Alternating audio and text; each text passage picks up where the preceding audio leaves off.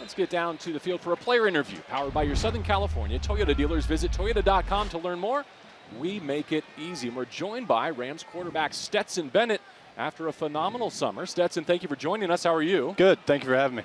Hey, today's a reminder, right, that this league can be pretty ruthless with the pace at which roster spots turn over. I wonder what you'd say about the Rams, about Les Snead, Sean McVay, your position coaches, that you were granted the time and the reps and the opportunity to have this extremely successful third summer. Yeah, I mean, I'm extremely grateful. I think they do a great job, giving us reps, coaching us in the team meeting room, and then letting us go perform out there on the field. Hey, Stetson, this is Mina Kimes. Walk us through the fourth down throw last week to Brennan Presley, because I mentioned this on the broadcast. He's 5'8", or he's listed as that. He goes up and gets it. I mean, did you think he was going to come down with that football? I thought that I'd give him a shot, and he's so competitive, and he had such a great career at Oklahoma State. It's fourth down. I figured, hey, got to give him a shot. We're already behind here, and he went up and made a great play. Stetson, it's Maurice Jones-Drew. You won national championships at Georgia, and a lot of people talk about this Rams team having a chance to contend. Do you see some similarities from the teams you had at Georgia to this Rams roster as well? Yeah, for sure. I think, everybody cares about each other. We're super connected. We compete every single day at practice. There's not a really off day, and when there is, sometimes we need the coaches, but a lot of times we self-correct with the players, and it's a joy to come out there to work every day. Jerome Ford with the first down carry here. We were very impressed with the flex after the game winner. Didn't know you had that in your bag. Yeah, I didn't either. The tackling form maybe needs some work, though. Was that a takeaway? Dude, I was worried for you. Golly. I was like, don't do it, don't do it. Well, I had to.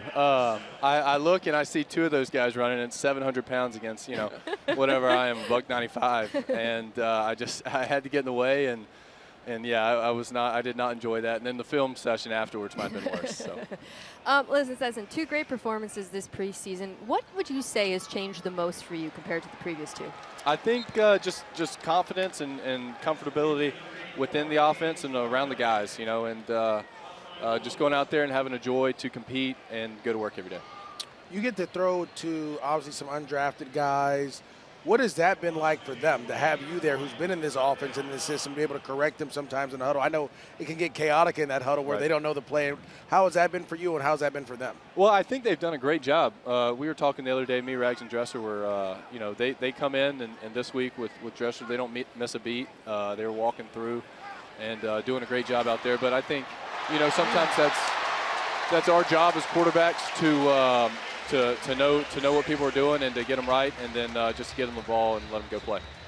Dylan Sampson with the conversion there. Mike LaFleur said this week that it's the deepest offensive line that he's worked with his time here in Los Angeles.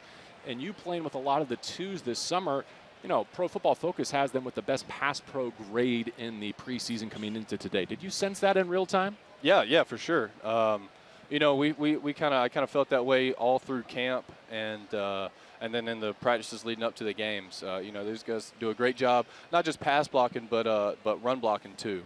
They take pride in it, and again, they come to work every single day, and I try to stay on their good side, so they might give me a little last-ditch effort, at the end to protect me. Well, great first two preseason games, Stetson. Thank you for your time here today as well. Thank you. Let's go back down to our sideline and Kurt Sandoval. Hey, thanks, guys. One of the stars of the game, Terrance Ferguson. Boy, you finally, as a second-round pick, you finally got out there. What was it like for you today? Yeah, it was amazing. It's good to be back out there with the guys, be out there with the team. I had a little setback, but it felt good to be back. Yeah, obviously you come out of Oregon as the all-time reception leader as tight ends. How much of the system that you're running now with Sean McVay is similar to what you guys do up in Eugene?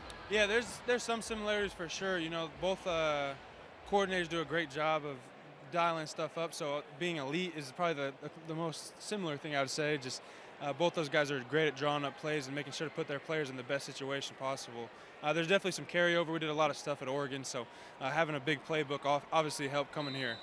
What was it like to get that first call? Because both Les Snead and Sean McVay talked about it. Even though the throw was outside, you made a move. What's going through your mind in the huddle there? Yeah, it was a good play that they called up for me. I knew my number and that Dresser was going to come to me, so you know, it was a big thing for me to have that first catch and be able to stretch the field a little bit, showcase some vertical speed. Obviously, the tight end room here is very deep, led by Tyler Higbee. Describe the iron sharpens iron element that you see there. Yeah, it's competition every day, and I love it. You know, learning from those guys. And like you said, it's a super deep room. Everybody's very capable. And for me coming in, that's amazing. It's being able to learn from those guys all the way from Higgs to DA, who's out here as well. Like, those guys have helped me a lot. And then, like you said, it's iron sharpens irons. Every day it's competing and getting the best out of each other. So, guys, I'm going to be honest. One of the things that we have in common is we're both from Colorado. I wear it on my heart. He wears it on his leg. But 18 is very special to you because of Spencer Webb. Tell me why you do that. Yeah, one of my good friends at Oregon who passed away tragically, he wore 18 all of his career at Oregon that I knew him. And when I was able to pick my number coming into the Rams, my 3 was my normal number, and that was taken already. So 18 popped up, and it was just a great way for me to honor one of my best friends who passed away tragically. He never gets to play the game anymore. So for me to be able to honor him and continue his legacy by wearing a number that means something every day, I put it on. So. That's fantastic. Terrance, you look terrific today. Great to see you guys. He looks fine from the strain growing. And by the way, I don't want to bury the lead. He just recently got married, so congratulations there too, right? Yeah, best decision of my life there. All right, guys, back to you upstairs. Lots of great context on this NFL preseason debut for Terrance Ferguson, thanks to Kurt Sandoval. Now wings one to the sideline, caught above the 45-yard line. Canella on the receiving end, and that gives us a chance to bring in the general manager of your Los Angeles Rams from the sideline. Here's Les Snead. Good afternoon, Les. How are you? I'm good. It's good to be back in the fresh air here. Get me out of the press box. Well, your boss and our boss, Kevin Demoff, this week said that you've assembled the most talented roster in now 10 years back in Los Angeles. I think that's high praise. I hope you took it that way. You know what? I didn't read that. Maybe I should, catch up on the readings more often. But he definitely makes a point. I think this is a let's call it a well-built, well-engineered team from bottom up. But at the end of the day, that's on paper. Time will tell what that means as we end this chapter of the calendar and move to the chapter that counts, and that's when we start keeping score in a couple of weeks. Unless we finally got to look at Terrance Ferguson, who I thought looked terrific. We saw him as a blocker. We saw him on the slot fade, working vertically. What did you like about him as a prospect, and how do you envision him being used this year? You know what's you mentioned it, Mina. We drafted him in the second round, and he's had the injury, and all of a sudden we're here in Cleveland, Ohio, somewhere probably in the second quarter, and all of a sudden he says, hey, remember me? Y'all drafted me. And that's what happens when you're injured. But even on that ball, a pretty long throw, just his hand-eye, Mom, Dad, God wired him in a way that his hand-eye, he can track a ball, and the upper body flexibility, some nuances that you have where you can twist and turn and make that catch and what he can do after the catch. So there's some nuances to his game that fits what Shaun, his offensive staff, likes to do. And that's the reason we, obviously we traded back, but that's the reason we pulled him off the board in round 2. Corey Bajorquez with the punt. And Les, unfortunately, your defense was so strong there that they shortened up that Cleveland drive. Will you stay with us and come back on the other side of the commercial for more conversation? Oh, yeah, I didn't walk all the way down here to, come for, a couple of questions and leave. I love it. Okay, thank you for agreeing to Player that. out of bounds on a kick, number 26 of the kicking team. 5-yard penalty, first down. Rams open the third quarter with a stop on defense. Now Dresser winning the offense back in their huddle. Maurice Jones-Drew, J.B. Long, and Mina Kimes, joined by the general manager of your Los Angeles Rams. For more, Les Snead. Mina, take it away. Yeah, I want to go back to Terrance Ferguson because drafted a tight end in the second round. You drafted another back in the fourth round after a back last year. The Rams used the second most 11 personnel in the league last season. So I think folks are looking at some of these picks and wondering about the conversations you and Coach McVay have about how these players are going to be used. Oh, that's a great question. We talked about that a lot when we were going through the draft process, because a lot of times when you bring up a tight end, you're like, Shaun, are we really going to use it? Is this the year? This is the year. Now, what's interesting on that, even if we stayed in 11 personnel, Tyler Higbee, who's been with us a long time, and let's say Tyler somehow plays another decade, probably not going to happen. He's given us a lot of really good football since 2016, but we could probably do a better job of getting him off the field and putting someone else on him. And then there's a possibility, right, where you do get into, as teams try to stop us and take away what we do best in 11, do we go to more 12 and 13 and 14 and 15 packages? Probably doubtful, but those are all things that are discussed along the way. Dresser winning the Rams behind the chains here. And as he operates this preseason 3, Les, how rewarding was it to see the way Stetson Bennett grew into his role and his opportunity this summer, not just in the 2 preseason games, but really throughout training camp running the 2s? I think just getting to know the kid over time, or I should say this, young man, I mean, he got here and he was 25. So the point being is, very exhausted when he got here after all he had to do to walk on at Georgia probably a couple times and then win a national championship, get talked back into coming to play that last year at Georgia. And when you just won a national title, there's really only one other thing you can do to even have a successful year, and win is another one, is a back-to-back. So he was exhausted to see him, get from A to Z, have the type of preseason in the NFL, right? Because it's different here than it is. Even the SEC is very tough, but it's different here than it is in college football. Les, go from 2 guys that you drafted to some undrafted guys. Shaun Dolac makes the team after Omar Speights does last year, and then Tanner Ingle, another guy that you guys have had on this roster that has shown up. What is that like for what does that say about your scouting department of finding guys that you don't draft that can come in and contribute? MJ, it's awesome because I can say this, we have these college free agent committees, and there's another college free agent, Oklahoma State. Brennan Presley. You called it. But what we do is, we always say we surrender the results to the process. As a general manager, I do not get involved with that college free agent process, right? There's the scouting staff. They work with the position coaches, the respective position coaches, if you're looking for a linebacker, if you're looking for a receiver. Point being is, surrender results. They have a pool of players. They rank them. They try to recruit them. They try to get here. Here's what I would say. All of you, if you could, it'd be great. You'll have the IG accounts, Twitter accounts. I would tweet out that if you're a college free agent, right, if you want to bet on yourself, what better place to come and play for us? You get to week 3 of this preseason game, and a lot of these guys are started today against the Browns #1s. So if you believe in yourself, you want to get some play time, put your resume on film for everyone to see, no better place to be in football than the Rams. I think @Rams NFL is already taking care of that for us. Les, courtesy of your comments, what are these next 3-4 days like for you and your staff as you trim your roster to 53, also while monitoring the league-wide landscape? It's going to be bittersweet because there's going to be a subset of players that we're going to say goodbye to, and we won't even invite them back to the practice squad. And that is always tough because a lot of those players are younger players. A lot of those players are the college free agents. I didn't see what happened. Dresser got sacked by Cameron Thomas, but go back to your thought. We're more interested in that. Well, interesting in that the point being is they laid it on the line for us. They're laying it on the line today. They're trying to figure out what's next for them. So that's always a tough goodbye. But we definitely want to make it where, hey, the moments they had with us since they got here in the spring are going to be something they're going to remember and talk about the rest of their life, and just be a chapter that they always look back on, and it being a very positive moment in their life. But point being, we're going to say goodbye to some. We're going to invite some back to a practice squad, and we'll get through it all and see the other players who are cut and see if there's some players that hit the waiver wire that might have a skill set that complements what we're trying to do here, and at that point you try to bring them in as well. Les, we've been talking about the draft. You guys were pretty targeted in free agency, acquiring a couple players, felt like kind of filling missing pieces on the offense. Davante Adams on the defense, one of my favorite players in the NFL, Poona Ford. Can you talk about the ideation between going after those 2 players in particular? Oh, it makes my day, meaning that Poona Ford is one of your favorite players.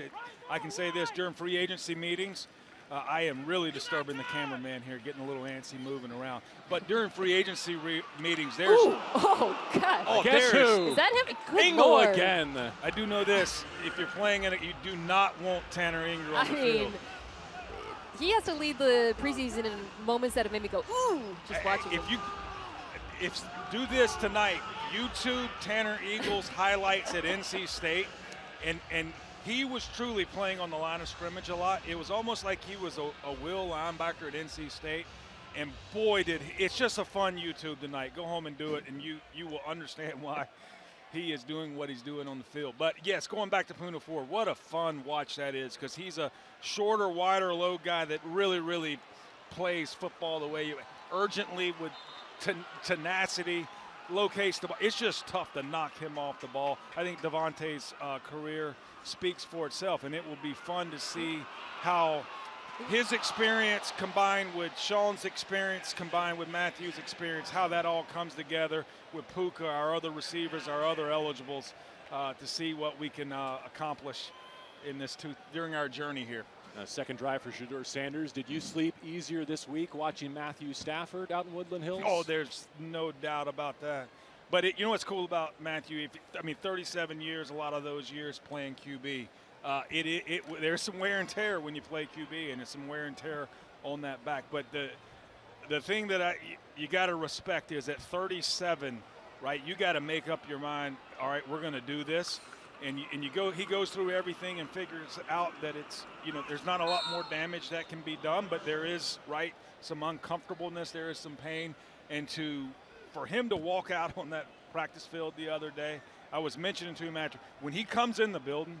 He's a great guy. He's a guy's guy. But I did mention those first 2 practices, when we got the team, it was almost like he just flipped a switch and he went from Matthew Stafford, guy's guy, you'd love to just have dinner with him, to holy cow, that's Freddy Krueger dressed in a Superman uniform.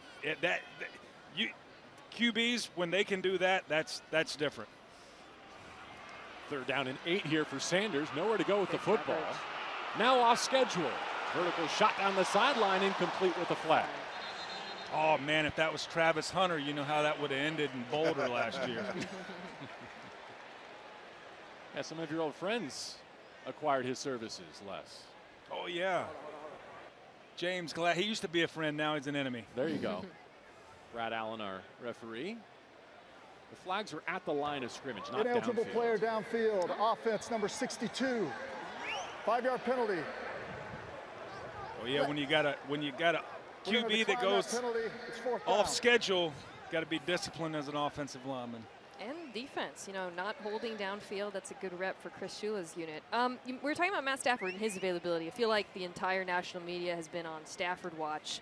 But do y'all have anything else to do besides cover? Yeah, talk Matthew about the Stafford? Cowboys and Micah Parsons. That's about it. And Shedeur Sanders, let's bring him to the mix. Real quick, though, I feel like an underplayed storyline has been the status of the Rams' left tackle, Alaric Jackson. That's something I know Rams fans are very concerned about for Week 1 against a ferocious Houston front.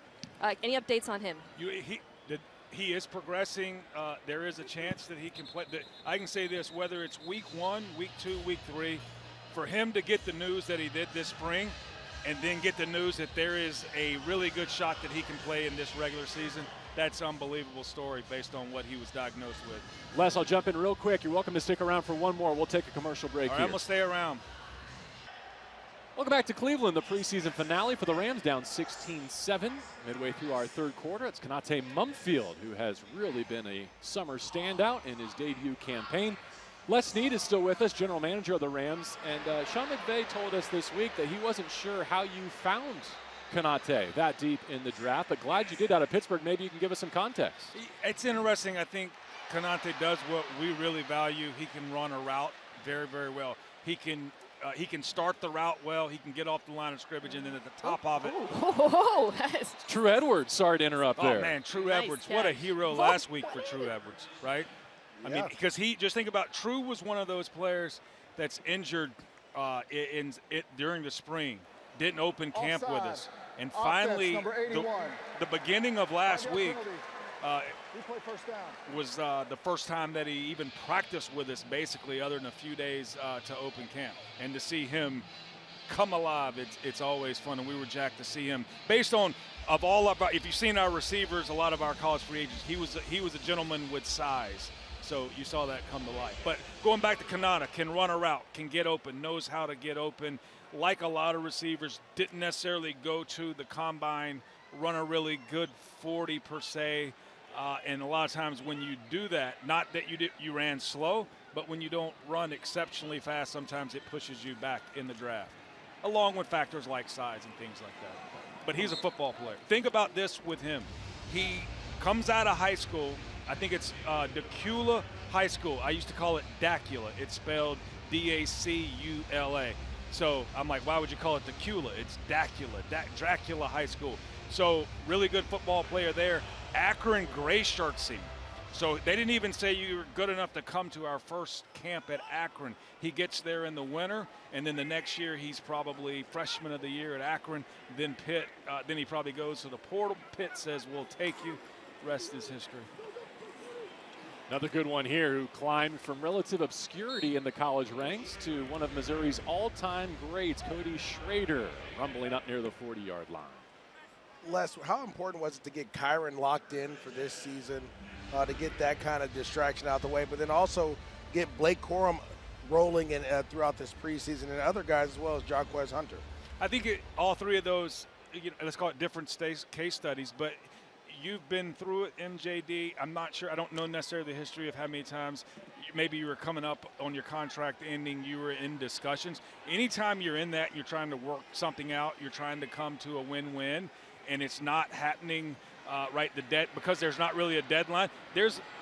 Players are going to think about it. And you know what? We need to start talking about Presley, right? We're talking about everyone else, and he says, look, y'all keep running your mouth about those guys and look at me. But I think that's always good when that player can get that off of his mind, even though Kyron's one of those humans that can compartmentalize. But when you compartmentalize, it's still spinning up there, right? It's like one of those apps that's kind of still spinning, so it's taking up some energy. So that was really good. But through it all, to see Kyron go from, I call it rookie year, freshman year, to sophomore year, we've seen how he's evolved. We've seen him now, hitting those holes in the NFL, similar to how he hit them at Michigan, right? A little more decisive, more explosiveness, more tenacity, urgency, and power heading up in there. And then to get the rookie, I mean, it was good to see him today against, whatever line we're using today, and to see him run against a lot of the Cleveland starters, that's real NFL football today for Jarquez. Les, I can promise you that Kyron handled his contract negotiations with his general manager far better than MJD ever did. So we're all fortunate for that. Thank you so much for your perspective. Thanks for having me. I can't wait to hear those stories, MJD.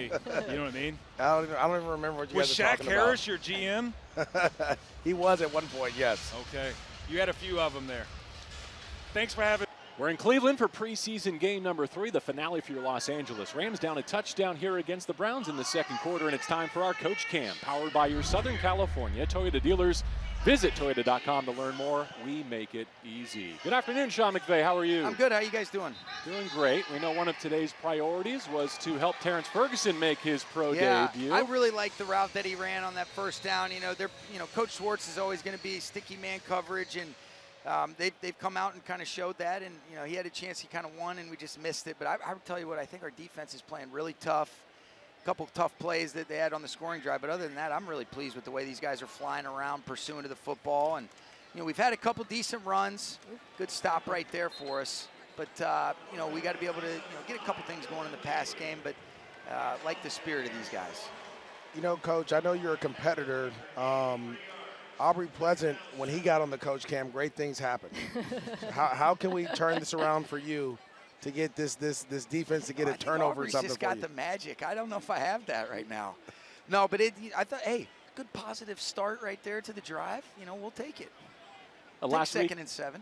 Last week, Nate got the play calling opportunity. How do you think he did with that collection of coaches? I thought he did really well, and it's always a collaborative effort, but I just think, the communication, the ability for, guys to be able to kind of put themselves in some positions that they want to be in at some point.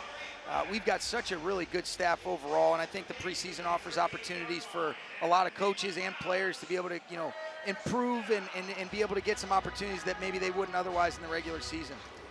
One I of thought he the did awesome, though. interesting dynamics of your guys' preseason is you're going up against teams that do play their starters. We just saw Joe Flacco for a few drives. How does that affect your evaluation ability and how you approach these games? I think it's great, Mina. I think you get a chance to see, these real guys, and I think it's the best thing that we could really ask for. We try to go as much good on good. That's why you guys have heard us talk about the importance. Oh, that was a violent shot by Tanner Ingle, the human missile.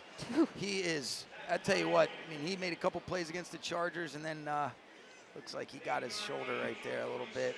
Hey, Tanner's asking to get one.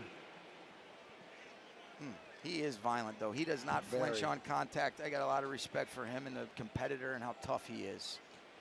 But it's been good, Mina. It's good to be able to get that work, and that's why we try to really get it against our group, and then the joint practices have been really important for us. So, I've enjoyed watching these guys fly around, and I think our guys have gotten better throughout the preseason, and you're seeing a lot of guys that played a lot of snaps, not even play today. So it's good to be able to evaluate some more guys. You're getting a look at Des Johnson being able to play on the outside. Oh, look at that ball. It was awesome. And he did a great job earlier. He's a guy that he can wreak havoc on an offense. And so I've been really pleased with what I've seen. Joe Caniglia does such a good job. It's such a bummer that Keir Thomas is going to miss the season, but the ability to be able to play inside and outside from Des Johnson is very valuable to us. Yeah, I want to go back to that, coming off of him having that great pressure there, because I thought he was one of the best players on the field last week.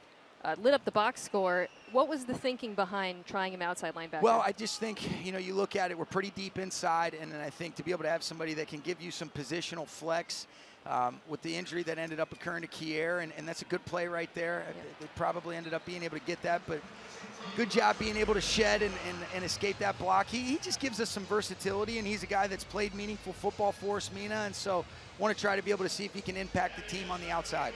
Dylan Gabriel at the controls now for Cleveland, Terrance Ferguson's college teammate at Oregon. It looks like Shaun Dolac being held out as an undrafted rookie for you today. Shaun, second year in a row at that off-ball linebacker position. What does that say about the summer he's had? It's a real credit to, the way that he's continued to improve, continue to progress. I think, G-Money does such a great job with that group overall. It's cool to see Eli Neal make a sack on the previous drive. There's Pooh Paul getting in on the action right there. And so, but Shaun's had a really good offseason, came in, has really created value for himself, not only on defense, but on teams, and very pleased for him. Tell us about Matthew's week of work. Matthew's been awesome. It was good to be able to get him a full week, especially being able to do some of the things that we were able to do. You could feel the pocket collapse. He looked like himself. He got better and better, with the 3 practices that he had, and then we kind of had a mental day kind of as the third day when you look at our 4-day blocks. But really happy to have him out there. He had a good smile on his face, and he's doing everything in his power to get himself ready to roll for the 7th, and I think a lot of people feel really good about that. Coach, last week you had there's some collisions out here. I mean, we have some guys that have no flinch coming from deep, and I'll tell you what, the human missile shows up again. It's unbelievable. I love this guy. He had some big hits last week as well. Last week. Talk about the removal of the offensive line, though, in the running game. The last 3 weeks, they have been creating lanes for your runners, and the runners have shown great vision. What does that say to the depth of this offensive line? It says a lot. I think Ryan Wendell's done such a great job. He and Zach Cromer, and then we've got Brian Allen helping us out as well with Coach Munchak, and got a lot of guys that have played meaningful football, and it comes right out to the edge on right near me. I do not have the Aubrey Pleasant magic on here with you guys. That's Amani Marshall. But it's big. It's big, Mo. And even a couple